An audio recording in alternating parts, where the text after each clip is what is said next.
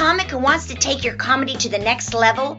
Sometimes you need a little help, and that's where the Clean Comedy Challenge comes into play. This is Leslie Norris Townsend, and I'm the creator and producer of this challenging event. This year we have 3 different locations, each with a cash prize. 2 of the 3 are full-blown 3-day events with seminars, critiques, and performances in a real comedy club.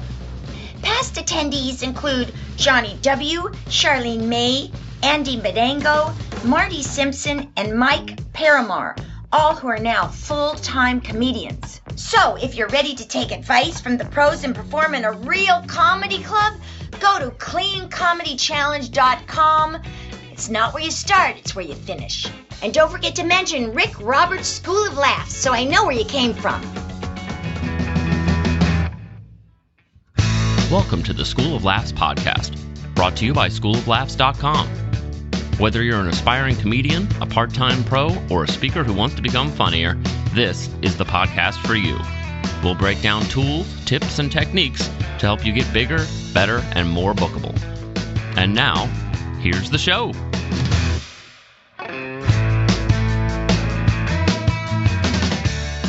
Welcome to the School of Laughs podcast. Rick Roberts here, and today on the show I have Kenn with 2 N's, Kington. Kenn is from Atlanta and started off comedy after doing a job in the Fortune 500 world where he did sales, and he took that same mindset over to his comedy and has approached it like a business ever since and is doing quite well. This is a good one to listen to with maybe a pen or a little piece of paper in hand or something where you can kind of take a few notes, because he drops a few gold nuggets on us in this episode for sure. We'll get to that in just a second. I did want to thank the Clean Comedy Challenge for sponsoring the podcast. If you want to, check out the Clean Comedy Challenge. Go to that cleancomedychallenge.com website and look at the multiple locations they have this year for you to learn a little bit about comedy and compete and maybe win some kind of prizes. Pretty cool, huh? Also, before we jump into the episode, I wanted to let you know about a couple of public shows I have coming up. March 2nd, I'll be in Holly Springs, North Carolina at the Holly Springs Cultural Center with good friend Brian Bates opening the show. It's going to be a fun show. Tickets are $15 for grown-ups, $12 if you're really grown up and a senior, 60 and up, and $10 if you're a student or 21 and under. Also coming up soon is Laugh Fest in Grand Rapids. Hey, even if you don't catch my show, catch a show if you're anywhere in the area. That's a great festival for a great cause, Gilda's Club. But I'll be there on March 17th. That's a Saturday at 2 p.m., That's my afternoon matinee show at the Fountain Street Church on 24 Fountain Street Northeast in Grand Rapids. Tickets for that one, $22.50. But again, all the money from these shows, a good portion of the money of these shows, is going to a great cause. So if you're in the Grand Rapids area, I'd love to see you out 2 o'clock, March 17th at the Fountain Street Church show. You can find out more about those tickets at laughfestgr.org. And if you type in my name, it should pop right up. And then lastly, if you're in the Nashville area and you haven't stopped out to see me at the Huckabee Show, I am there again on March 23rd and 30th. Both of those are Fridays. Usually you want to be there by 6 o'clock. Show starts at 7, and I'm there at 6 doing some patrolling as Bernard Milton 5. And then around 7 or 7:15 or so, I hit the stage, do some warm-up, and about 15 minutes of stand-up. Tickets are free. That's the best part about it. And you come out and see that, again, on March 23rd or 30th. Tickets available at showclicks.com/event/Huckabee, or again, just check the show notes or visit my website, rickroberts.com. Check on the recent news tab, and it'll have all this information and links to the tickets right there. All right, that's enough self-promotion. I do that more so I can meet you. So if you guys are in the area, stop out, give me an email, shoot me a message, let me know you're going to be out there, and we can hang a little bit. Those dates are coming up soon, right here in March. Okay, now let's get into it with Kenn, with 2 N's, Kington.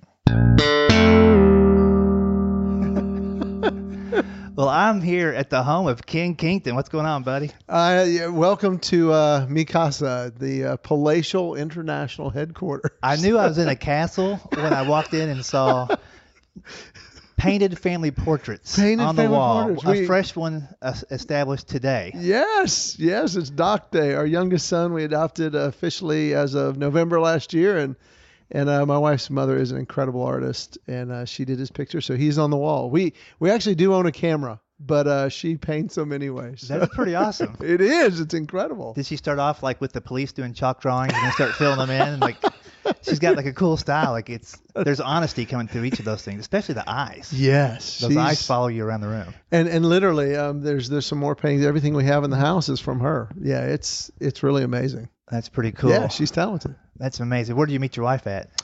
Let's see. I met Heather. First time I ever saw her was on videotape. Surveillance? Yes. They call it stalking back in the day. It was. No, the first comedy bit I ever filmed. There were some guys from TBS that were moonlighting, and they said, "Hey, we can come film you if you want." So I begged every friend out of everywhere, and she actually came with some friends, and it was in this little building. It would seat about 130 people. We had 180 people crammed into it. They actually did the temperature on stage. It was 113 degrees on stage. Goodness. And I sweat through everything, but they filmed it and taped it. And we were at TBS doing the editing, and they were doing crowd shots to drop in. I'm like, wait, whoa, go back to that. And there's this just adorable girl. I'm like, how did I not meet her? I mean, I thought I knew everybody there. And fast forward 2 months later, I'm actually off the road on a weekend and went to church, and this beautiful girl walks in. I'm like, well, she wasn't here the last time I was at this church, and I got to meet her that day, and we ended up 2 different groups at the same restaurant at lunch, as Providence would have it. And so got to talking, and she said yes to go out with me. We started dating. 3 months after that, we're doing the final edit on the project, and I saw that clip again. I'm like, that could be my wife's sister. That could be my girlfriend at the time, her sister. So you didn't even know at that point that she was the girl in the video. No, she got her hair cut. Totally different. Wow. And so you have a type, is what you're saying. I do. So I dubbed a copy. I took it over. We were going out to dinner that night. I'm like, do you have a cousin or a sister or something? She goes, no. And I put it in there. She goes, oh, that's me. And I'm like, you didn't tell me you were at that show. So we officially met on videotape before that was cool. That is hilarious. Yeah. And she even went out to you after she saw your show. After she saw my show, she actually told her friends, oh, he said he's from Woodstock. That's such a shame. She had just moved to Atlanta, no idea where Woodstock is. She goes, oh, he's kind of cute. I wish he lived in Atlanta. And I'm like, turns out I did. So that is hilarious. That's how we met. And how many years you been married now? 22 years. 22 years. 22. That is something else. Yes, it's amazing. It's wonderful. And we're really close as far as age and situations as well. I got married when I was around 30, and you got married later as well, right? 35, I think. Okay. Yeah. Well, yeah. I don't remember. Yeah, because I'll be 50 in August, and we 15 years of marriage. So somewhere in there. Yeah. Yeah, 30. Maybe I was 36. Whatever it is, it's gone by fast. Yes. It hasn't dragged on at all. It's amazing how fast time goes like that, Absolutely. And my wife's 5.5 years younger than I am, and she looks even younger than that, and I look even older than the 50 I am. So I've actually had a couple people at shows are like, wow, your wife's really young. Like, I'm like, I know, thanks. She's younger than no, I mean like really young, and it's almost like they're insinuating, is this your second wife, your third wife, or whatever? And I just say, yeah, I married my trophy wife first. I just wanted to skip all the other crap and the divorces, so I married my trophy wife first. That's great. Well, you mentioned our youngest son we just adopted. He's 12. Mm-hmm. Before that, we did a little bit of fostering. And one of the first ones we fostered, a little 3-year-old. And I thought it was so cute because, bless her heart, she'd been through just the ringer of foster care. And she's 3, and she just really grabbed onto us. And she would say, Mom, I want to see Mom. And she would call Heather Mom after a couple of weeks. Mm-hmm. And one time, one of the kids said, hey, let's go here. And she goes, no, I want to go with Grandpa. So there's Mom and Grandpa. And I'm like, no, okay, if that makes you happy. Yeah, so that's funny. Yeah, so I've had the same experience in a different situation. That is funny. Yeah, I never thought about my own kids calling me Grandpa. Foster kid calling me Grandpa. It could hurt, but it's sweet. Well, we are also similar in the fact that your wife saw you doing comedy before you even dated. So she saw you doing that, and that, you said you've been married for 22 years 22 now. years. Yeah, August will be 23. How long had you been doing comedy at that point? You must have been doing it for a little while if you were doing like an hour taping or something. Yeah, I taped an hour show, and I'm not sure I had a full hour of great material at that point. Now it's picking and choosing, and you probably have the same experience where I've got probably 4.5 hours worth of material. So I just pick and choose. But no, I had really, I was in transition. And when I say transition, especially if it's a newer comic listen, I would say that overnight success usually takes, even the initial stages of overnight success usually takes about 3 or 4 years. And that's about as quick as overnight as you're going to get. But I was very successful in the corporate world, left the corporate world, worked full time, and was doing it kind of on the side part-time. And then after about a year was working full-time and doing comedy full-time. So 2 full-time jobs. And I think at that point I was where I was working part-time and doing comedy full-time. And then it transitioned where I was just doing comedy by itself. But that took about almost 3 years, 2 years and 8 months to make that full transition. But that was, and the funny part, Rick, is I remember this like yesterday. I'd gone from a very successful corporate sales, Fortune 500 growth company, expense account, a full-time administrator just worked for me in sales. And I left that, and I'd paid all my debts off, and I was going to give this thing a shot. And I was into it where I worked every menial job you could work just to pay bills. And at that point, I remember thinking, Lord, I really have this desire. I want to meet somebody. I want to get married, but I got nothing right now. I mean, I've got nothing. Right. I got a career that's not even a career. I don't have any money. I've got nothing. Don't let me meet anybody right now. And of course, that's when I met my wife. Yeah. And she literally knew me when I had nothing, right? And still liked me, saw the potential, and was blown away that, wow, somebody can like me just for me. So whatever she wants, she gets. Now that I've gotten to the point, we got married, had Graham about 2.5 years in, and we're like, stay at home. So she was at home for about 10 years, and then she decided, I think I want to teach again. She goes, I don't have to, but I want to. I'm like, do it. Yeah. But pretty much whatever she wants, because she married the what is it? You got to kiss the frog to get the prince. Yeah. I was definitely the frog. Yeah. And while physically I'm still a frog, at least stable and growing, and I'm very thankful. Yeah, I used to use the term happily married, but like the past 2 years of my act, it just started coming out. I'm luckily married. And I like this because I'm like, how many other guys are luckily married? You know, I'm looking at a lot of you guys. A lot of you guys are lucky. I don't care if you're happy or not. You're lucky you even got somebody. But it's one of those deals where, like I was kind of ready to get married, but I wasn't in no hurry. Right. You know, and then it turned out to work out just great for us, you know. That's cool. So you were doing your sales things. Were you hitting like the Punchline and places like that doing open mics, or where were you getting your feet wet? No, I really kind of got into it backwards. And I did end up doing the Punchline. I ended up doing a lot of local pieces for a few months just to see what it was like. Maybe that's the route. But I was doing a lot of speaking, getting invited to speak places, both corporately and privately. And they say, hey, can you come speak at this dinner? Can you come do this? I'm like, yeah. And then they said, hey, this is just really a lighthearted dinner. Just do the funny parts. Yeah. And I'm like, okay. So it never dawned on me that the stories and the issues and the pieces that I had didn't have to have a point. Mm-hmm. It could just be funny. And I'm like, okay. And so that's really kind of how I backed into comedy. And once I got there, I really did love it. And I love that idea. So I did a couple open mic pieces and that, and I learned really quickly, if it's just a club thing, I'm not going to make a living at that. Mm-hmm. And it's not a healthy environment. And if I want to do this long term, that's not where it's going to come from. I mean, I just asked, how much does a feature make? Oh yeah, they can make like $800-900 for a weekend. And I'm like, okay, do the math, carry the two. That's and you got to pay for your own travel, and you get all the expense. I'm like, yeah, I don't think that's going to be it. So that was my introduction into great for maybe developing material.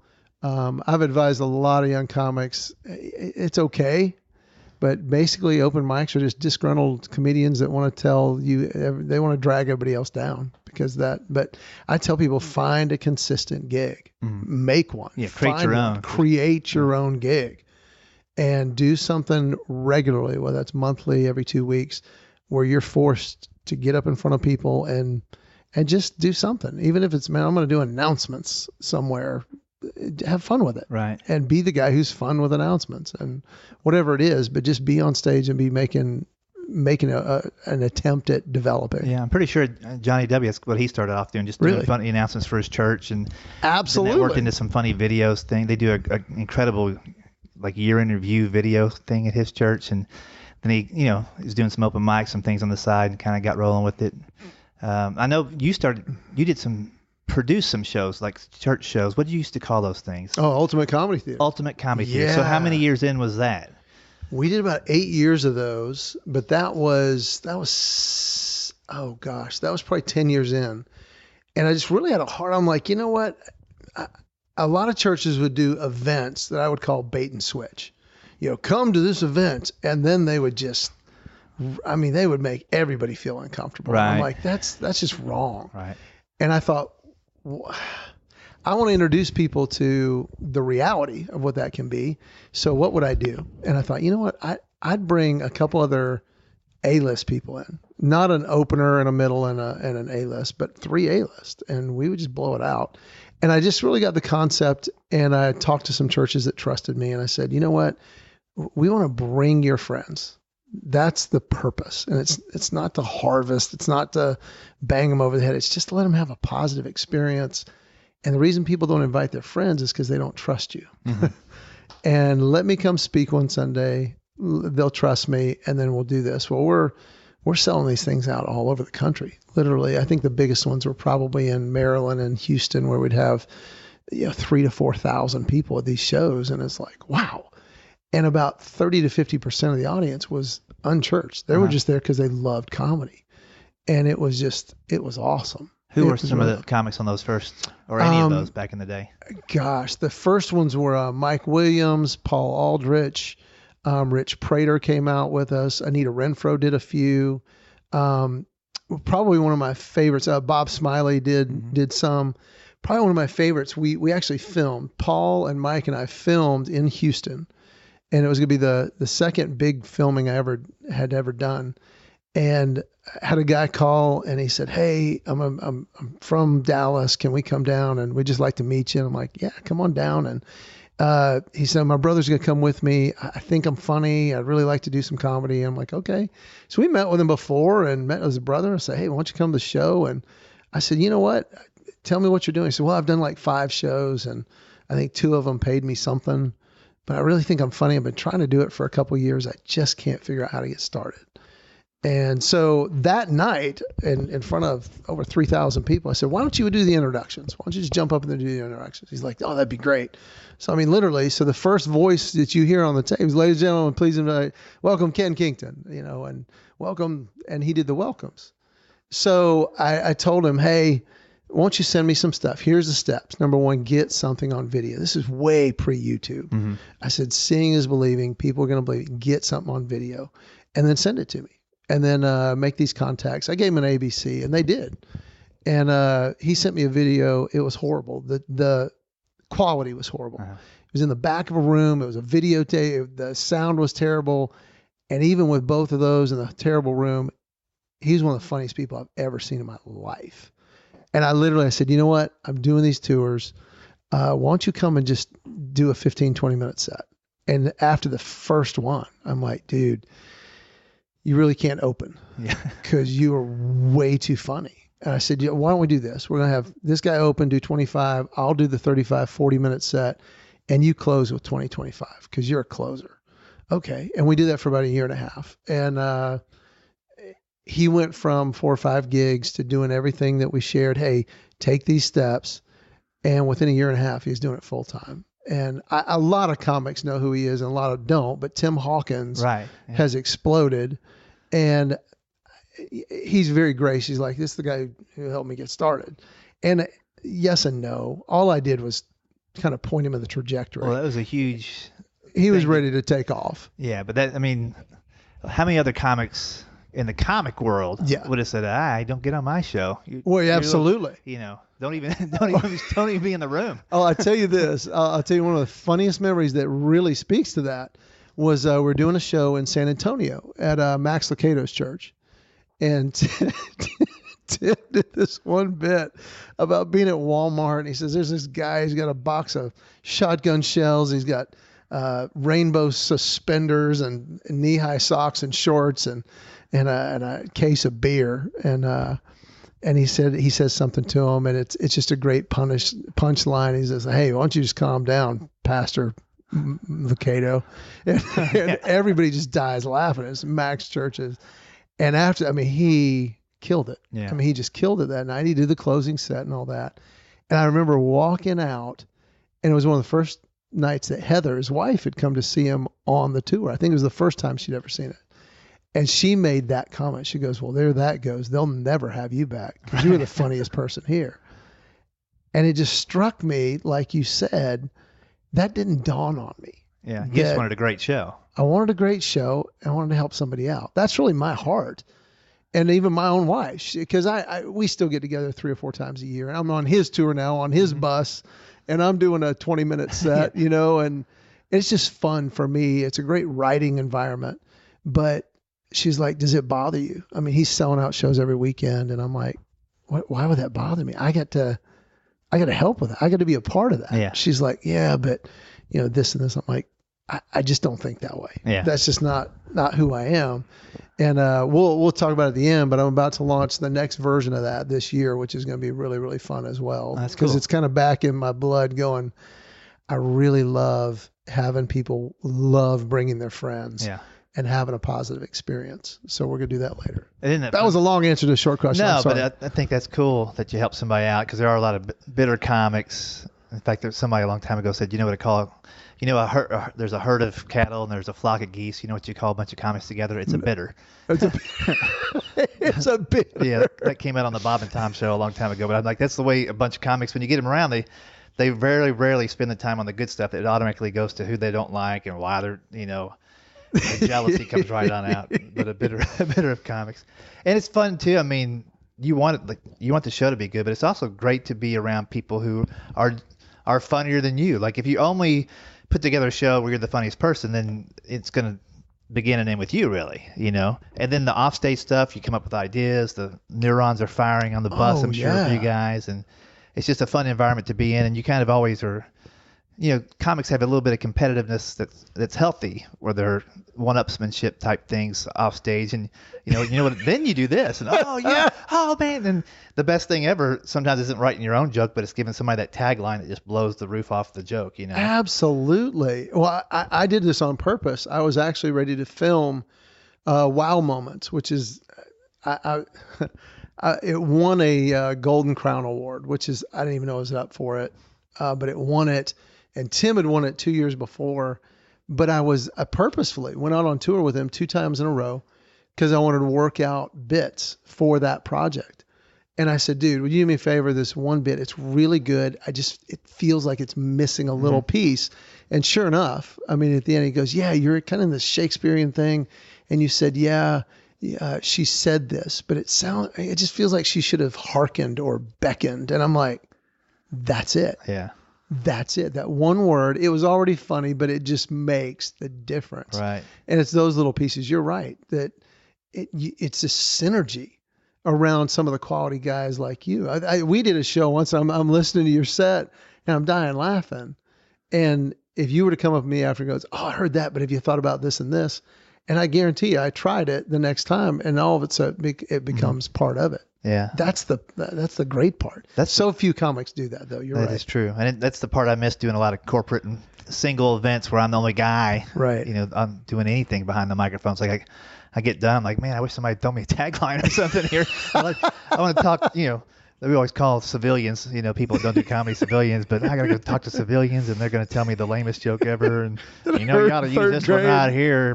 The cop was coming up behind me and I pulled over and I sped up. And he's like, why'd you speed up? And like, my wife ran off with a cop. I thought she was bringing her back. And I've heard that joke 1,000 times. Almost every show, some guy, because I do the Fife thing, they're like, I got a great joke for you. I'm like, oh, come on, don't be not that joke. one, not that one. Then you got to look and smile. I go, that's a pretty good one. I go, that's timeless. Just to let him know that it's been around for a while. That is timeless. That's timeless. That's going to be around. That is so great. Well, you're doing corporate stuff as well. I mean, how did you get into or decide I've got to diversify? Well, for me, I started off in the comedy clubs, the open mics. I mean, very traditional. I think for me, I realized Clean had other opportunities. Really, the year that it really dawned on me was probably 2001 or 2. And I'd moved to Nashville in '99, and I was working the Stardome in Birmingham. Yeah, and I've heard of it. They said, can you do all of December? Can you feature for us all of December? Not headline, but feature. And we'll have you for New Year's Eve, too. I'm like, well, sure. I'll park it down here. I'll come back home on Monday and restock and come back down, do laundry, come back down to Birmingham. But what I realized was they were selling all their corporate Christmas party packs. Because I would do some afternoon things, too. That was part of the deal. Give an extra $300 here, an extra $500 here in the afternoon. We'll have you do that. And the headliner wasn't doing it. He wasn't particularly, into that. But I'm like, give me all that you want. And then after that year, I'm like, next year I'm just going to take December off of the clubs and see if I can just book my own corporate events. Right. And that next year I had 22 corporate events in December. In December. And then I said, you know what?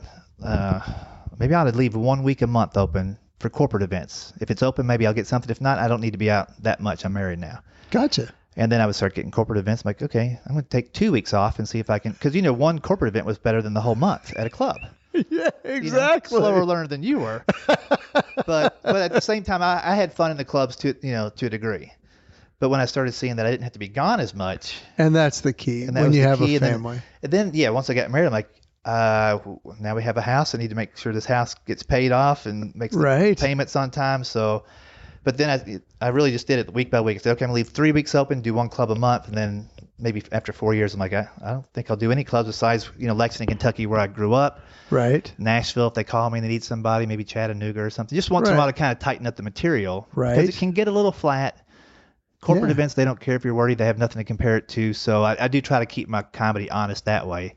If it's funny enough for a club, then I know I'm good. But if it's only funny in the corporate arena, I probably need to get it a little bit funnier. Good move. Now, the funny part to me is my wife, she will look at her calendar, and she did after we had kids. And once they started going to school, she's like, I think I'm going to start teaching again. So she did. And she's like, yeah, you can only go to Target so many times before it gets boring. And I'm like, all right. But the funny part to me is she will look at my calendar and she'll pick out, because a lot of corporate events, they go to resorts and they go to really nice places. So she'll go, what's this one you're doing in Cabo? I want to go on that one. Right.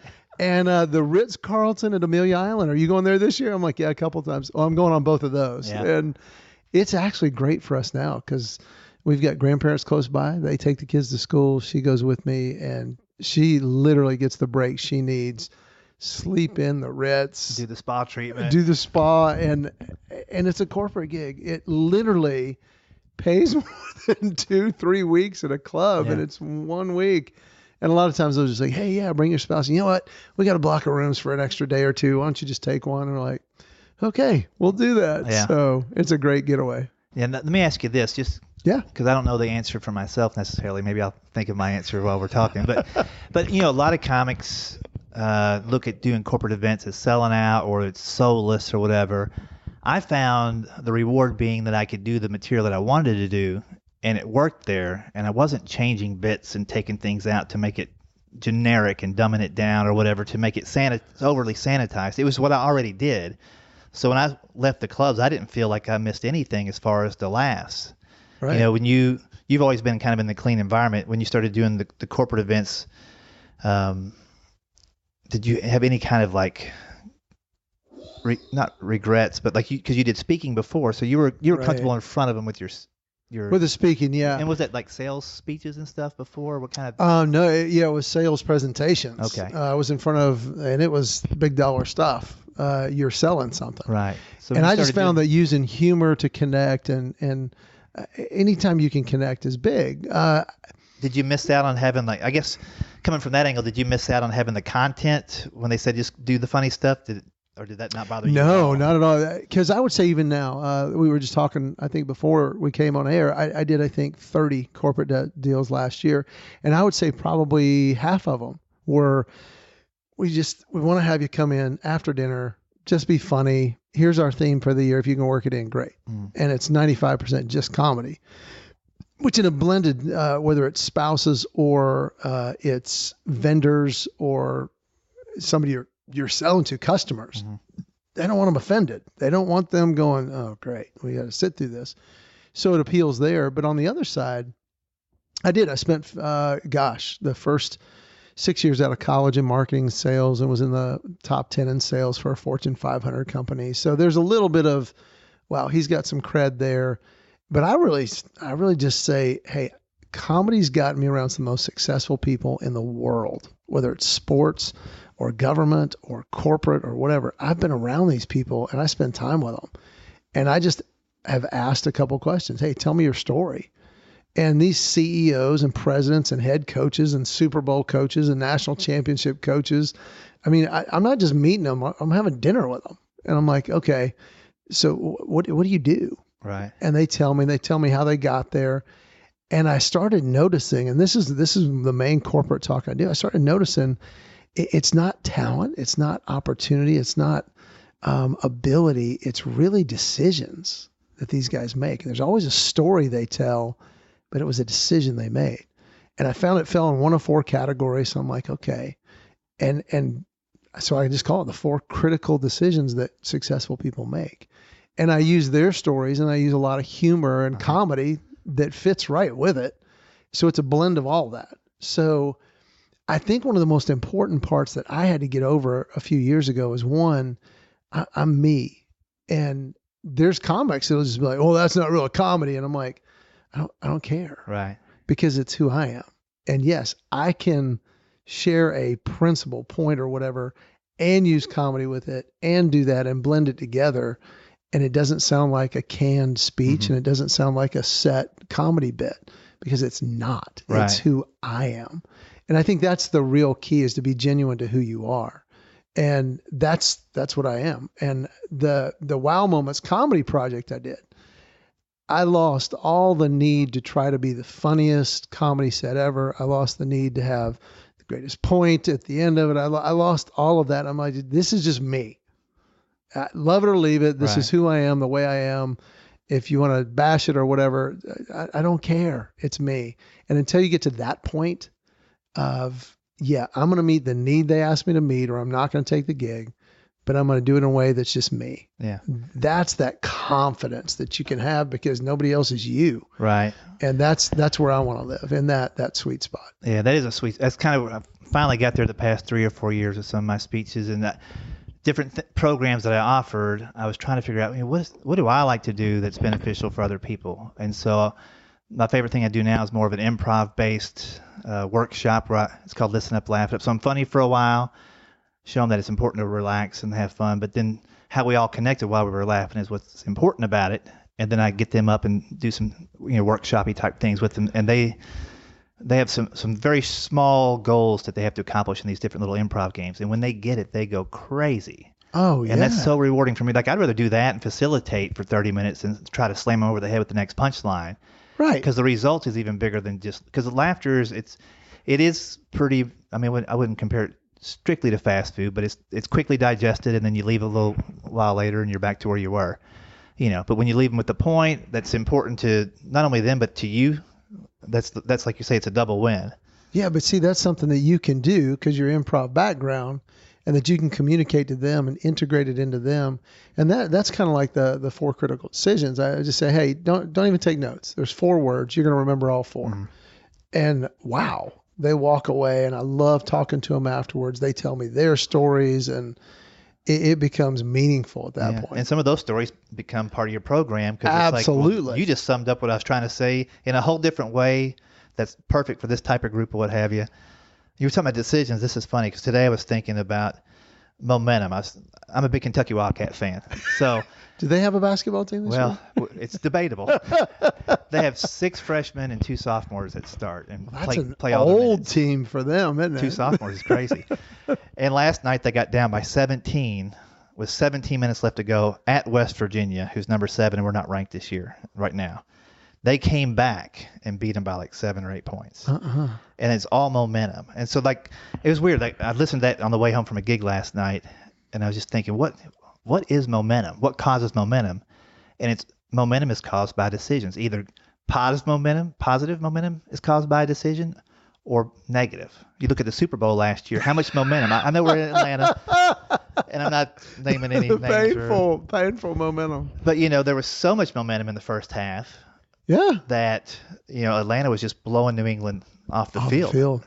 But they weren't taking any time off the clock when in the second half they tried to keep that pace when they should have maybe slowed it down, maybe ran the ball 5-10 times a quarter. You know what I mean? And all of a sudden it's 3 and out, and here comes New England again. 3 and out, here comes New England again. Yeah. But it's all decisions. But Shanahan, who was the coordinator at the time, right? Yeah. Kyle. He's out in 49er land now. Great decisions early and stuck with the same decisions without thinking about the impact. And you can do all that in retrospect. At the time, you're like, let's just keep going and shove it down their throats because they're New England and we hate them. But you lose sight with momentum sometimes too. If things are going so fast a certain way, like let's keep running this, you have to get ahead of it. Like when you with your business, I think you do, because even a couple of years ago when we talked, you start talking about doing these wow moments in these videos for YouTube and things.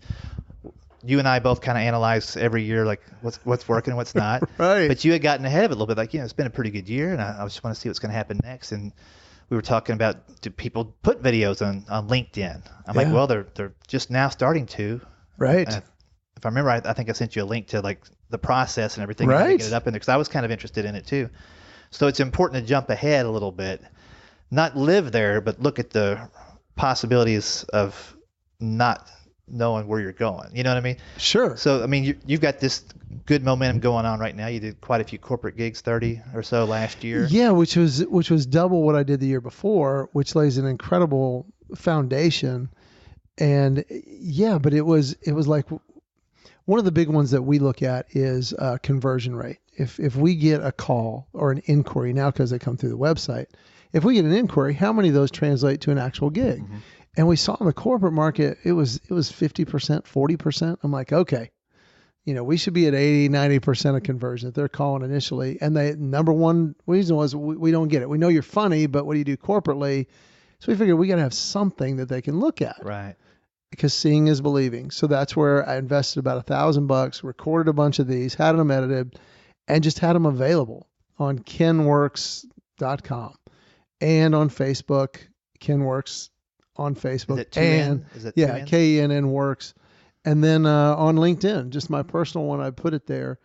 And every week they do the analytics of saying who's looking at it. And it was just that, okay, there's a demand, there's a need. How do I fully capture the demand that's there? Right. And that was it. And I really haven't taken full advantage. We haven't really capitalized on all that LinkedIn has. I just wanted to capture what was already coming in. Mm-hmm. And that's what started to happen. And it was those clips. But what you just said is one of those critical decisions. Actually, I noticed that these successful people, they're thinking ahead. Right. And the word is anticipating. It's looking at, okay, where's the demand? What is the need?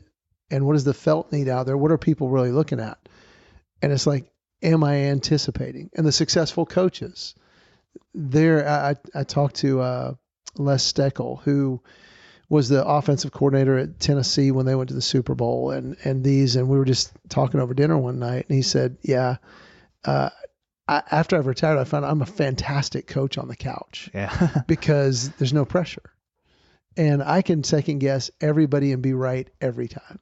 He said, but you got to understand, as soon as they blow the whistle, I've got 15 seconds to evaluate their personnel, our personnel, what the down and distance is, what is the game situation, all that. And then I've got to put a sort of play that's going to succeed. And he said, as soon as I send that play in, I'm already thinking about 3 plays later. Right. Because I'm thinking about the options if we're here. He said, I've got to constantly be anticipating. And I'm like, dang. Yeah. And he really was one of the most successful coordinators. There's a couple Super Bowls, and it's just that ability to anticipate. And in our world, it's where's the felt need? Where's the demand right now? And am I anticipating? And you and I talked about it. What did I do last year? And what areas are growing? What are decreasing? And okay, what do I need to do to capitalize and capture what's coming in? Yeah. And what's the next wave? And what's interesting too is all those same skill sets are used during a show as you're telling a joke and setting up where the next thing's going to go. And isn't it interesting? Like this happens to me occasionally. I will do a joke that I really should be doing later in the show because it's more of a fireworks kind of thing. And sometimes I'll be all of a sudden I'm just starting to set it up. It's like minute 7, and I'm like, okay, it's gonna make the next bit not as strong because this is the closer. Why am I doing my closer 7 minutes in? But you have to ratchet through. While you're doing that, you have to think, okay, how am I going to come out of this and then keep the momentum going in a good way? And then now what is my closer going to be? Because I just did it right 7 minutes into my show for some reason. Have you ever done a bit that has a callback and you forgot to do the bit that you're going to call back? Oh yeah. Well, when I was doing those comedy clubs, 3 shows Saturday. Oh gosh. The third show, you're just like, you're really grasping at straws because they are so out of it and you are tired. And it was I was doing clubs when you could still smoke. So 3 shows Saturday, you've inhaled all that nicotine and you're just trying to finish up, and you don't know if you set up this joke in this show or the first show or the second. So there were times when I would say something and I would get no reaction, and I would just look at the crowd like, I've done that already, haven't I? And they're like, yeah. You did that one already. It doesn't happen as often now because I'm doing 1 hour straight through, usually by myself and only one time at night. But yeah, back in those days, it was like, then that's actually when I first started putting a set that was a consistent order of jokes so that I wouldn't do that. Right. Because when you're featuring, you're just pulling, okay, this is working. I've got an hour to pull from, boom, boom, boom. But when you're headlining, I needed to remember where it went. And also jokes do work in a certain order best most often. You know? But it is weird that all those same sets, like if you're an offensive coordinator, you're running the ball so you can set up the pass, the play option, all those different things. Right. Business is the same way. So you're already thinking ahead for this year. You're talking about setting up the next kind of tour of comedians type thing. Where did that analysis come from? Was it just more about I like being around that group, or did you find a need that you thought needed to be served by that? Oh, absolutely. It was finding the need, and it really came through inquiries. We've been getting more and more inquiries for date nights. Do you do date night? I do this incredible ultimate date night thing that we've done, but I realized that most of the people doing date nights now are doing, okay, let's have a comedian open it, and then we'll have some psychologist, speaker, whatever, who's going to share some content. Okay, let's get knee to knee and tell each other how we suck and why we hate each other. And it's kind of the bait and switch thing again of, we're going to come. Yeah, come on. It's going to be date night. It's going to be so great. And then by the time you're done, you're just like, you get homework. I'm supposed to tell you what every night? Yeah. And it just left me with the what? So, I really had kind of the vision where in the final stages, we're about to print the big picture is the same model I used with the comedy theater, where I come in to the host and I teach a speaker or whatever and cast the vision. Here's what this night's going to be. It's going to be the funnest and funniest night for you and your wife since your honeymoon, period. And at the end of the night, we're going to do something really, really fun. You're going to go home. And that's it. Yeah. That's up to you from that point. And it's really about how often do you and your wife get to just go out and laugh together, right, without being embarrassed, without whatever. And then you can go with another couple and we're going to go laugh our butts off tonight. Awesome. And there's couples that I know all the time, like, yeah, we want to go into the comedy club thinking, we want to go laugh, but oh man, it was just so raunchy, so crude. But there's one guy who's okay, but we just want to laugh together. And there's so little opportunity. And on the other end, they're like, oh yeah, we went to this one, we heard this great comic, and it was a marriage enrichment thing, and we got our marriage enriched, and they just felt exhausted by the end of the weekend from emotion. Yeah. So my idea and what we're going to do is, okay, I'm going to have that night, that event. And I talked to a buddy of mine in marketing, and he's flipping brilliant. I said, I want a night that when guys hear it, they're like, I want to go to that. And it's duct tape date night. I love it. That's it. I was thinking bacon. What's he going to say? Bacon. That was his other option. He said, you're going to be duct tape or bacon. And I'm like, that's awesome. Duct tape date night. That's great. Just a night of comedy for couples. And there's a lady in Atlanta here. Actually, I knew her. She's a singer, sweet lady. And I did not know it till my manager, who's been with me for 22 years, she said, have you read Jordan's blogs? And I'm like, I haven't. She goes, read them. and they're hysterical. And I know she's great on stage as a singer, and she's a hysterical blogger. And I'm like, I don't need you to be hysterical. I just need you to be you. Mm-hmm. So John Branyan is going to come in. I've seen him do some date stuff. It's just ridiculous. Jordan Baker Watts is going to do a small set. I'm going to do a set, and then we're going to do a thing together at the end. And it's coming together incredible. Then the bonus part is to just tell them, hey, if you want to go a little bit deeper, I do these comedy content clips. They're like 5-6 minutes.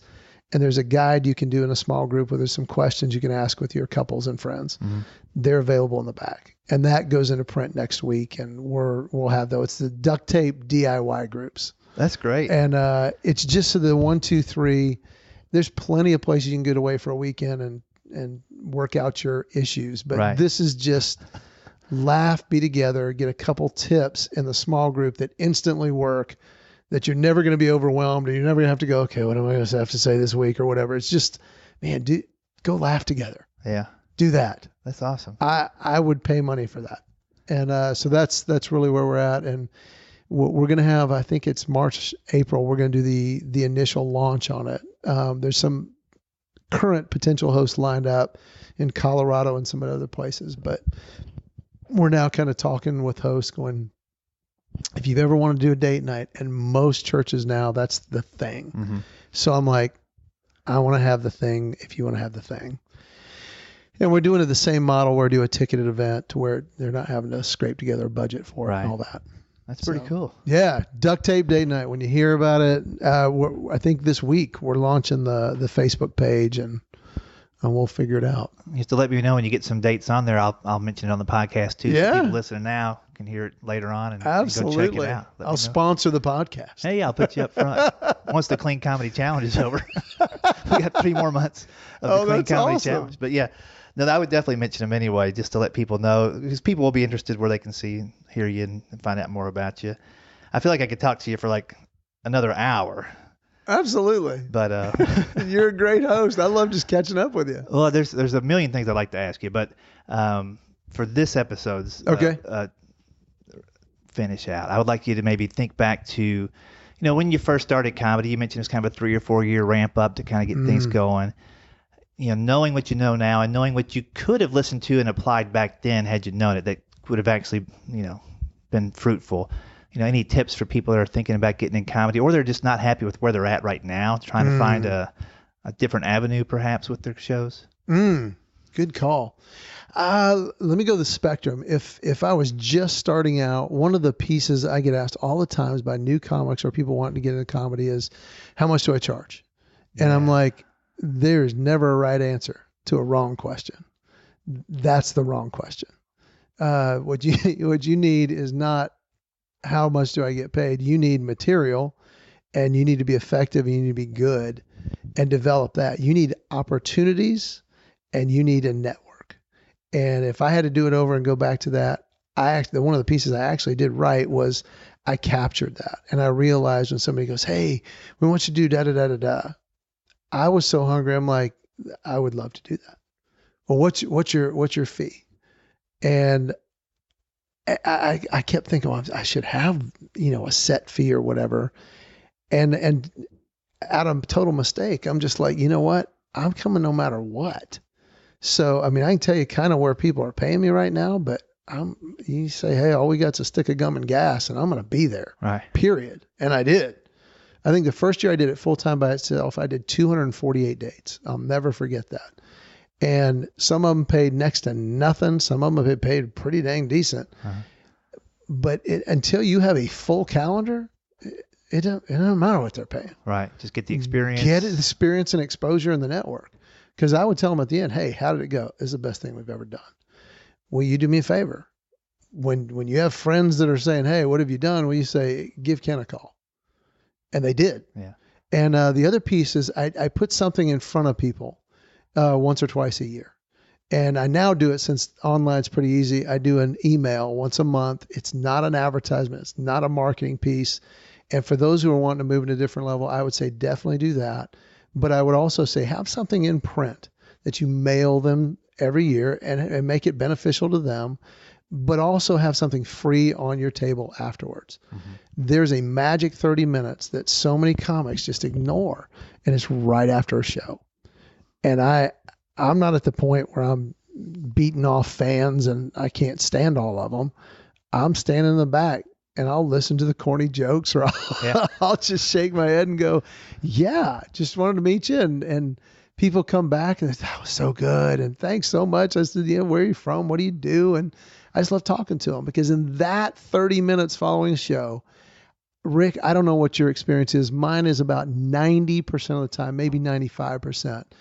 1 to 3 people will come up afterwards. Hey, do you ever do fill in the blank? And I go, tell me about it. Yeah.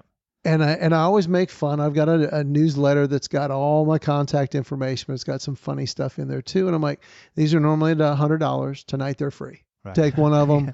And they laugh. Oh, where's a $100 newsletter? And I'm like, they're right there. And they'll take them and they'll use them and they'll call. And they're sitting on a committee. It's somewhere in a committee that where you have, my husband's work. They do this annual event and you would be perfect for it.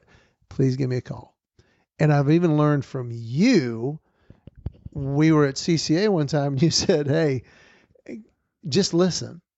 They're going to say the name of the company and their name. Go online. Go to their website. Look at their name. Go ahead and send them an email. And I'm like, why did I not think of that?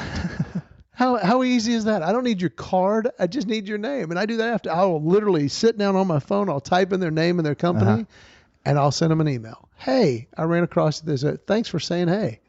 Just want to here's my contact information. I hope to see you in another show. I don't even push anything. Right. But I learned that from you. It's like, wow. Absolutely. No, it's all about relationships. Yep. I don't care what business you're in. It's about relationships and just literally taking the time to capture that. And I'm telling you, if somebody asks you, hey, do you do this? That means they're picturing you doing that. Right.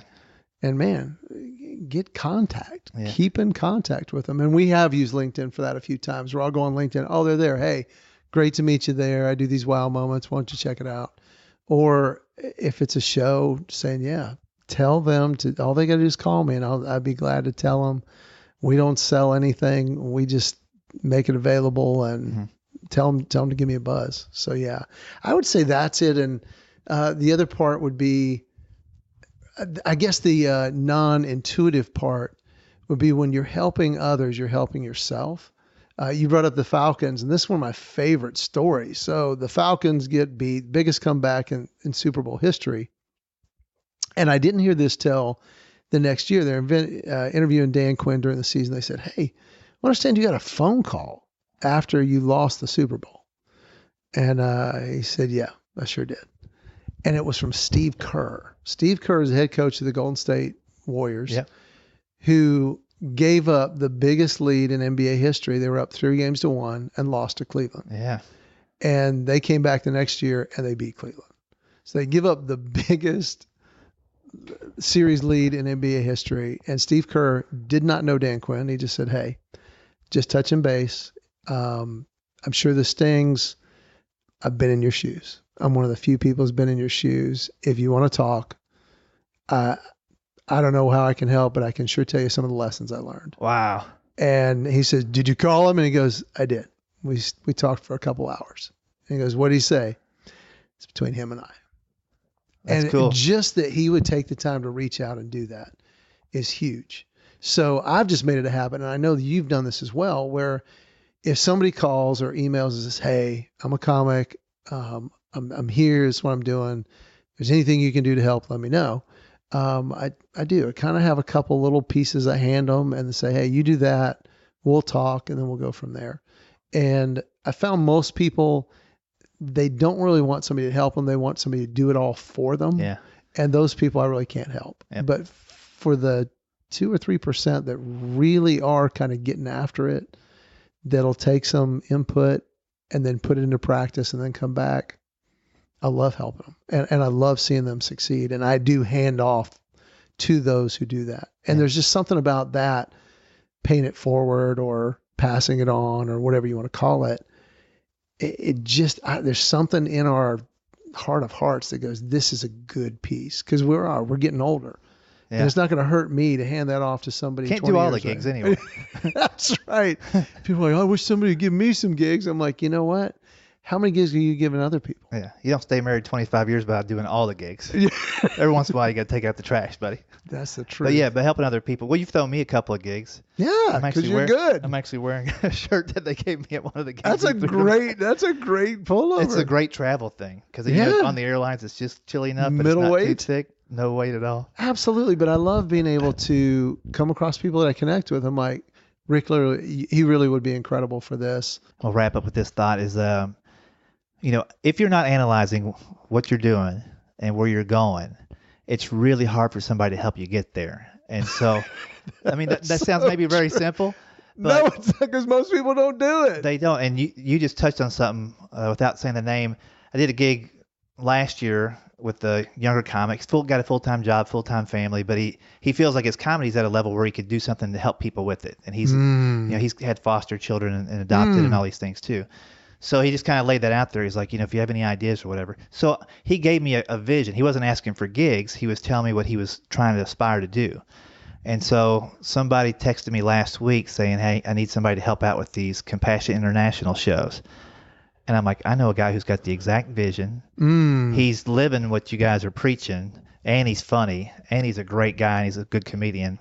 Phenomenal, So it was a good match, but I wouldn't have thought of him naturally if he had not laid out that vision. So if you're listening, you're not doing anything else for the next 20 minutes, look back at where your comedy is, where you want to take it, and be able to articulate that to somebody, not in an elevator speech kind of way, but as a connecting kind of way. This is where I want to take my comedy or my speaking, if you're a speaker or a musician, and let people know about it so you're on the radar for that. You're not bombarding them with, hey, book me for this.